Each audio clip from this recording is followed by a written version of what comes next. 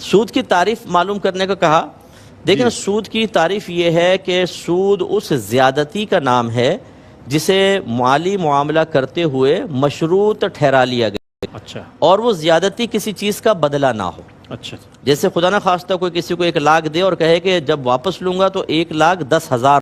جی جی. یہ دیکھیں مالی معاملہ کرتے ہوئے شرط ٹھہرا لی اور یہ 10,000 کس کا عوض ہے؟ کسی کا بھی نہیں. تو لہٰذا یہ سود ہوگا. اب اس سے جواب مل گیا اگر کوئی اسلامی ریاست بھی ہے لیکن وہ آپ کے اسی طرح قرض رکھے ہوئے پیسے کے اوپر آپ کو منافع دے رہی ہے تو وہ سود کی تعریف میں آتا ہے.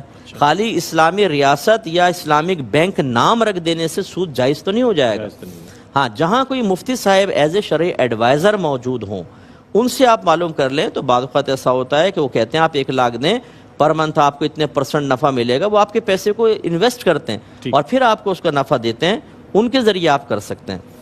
دوائیوں سود کے کپڑوں کے حوالے سے پوچھا. اچھا سود کے اگر انہوں نے کہا کہ بالکل سود تو حرام اور گناہ ہے کبیرہ ہے. اگر اس کو تو سود کا استعمال ہی منع ہے اور اگر کپڑے پہن کے نماز پڑھی تو ایک روایت کے مطابق وہ نماز قبول نہیں ہوگی.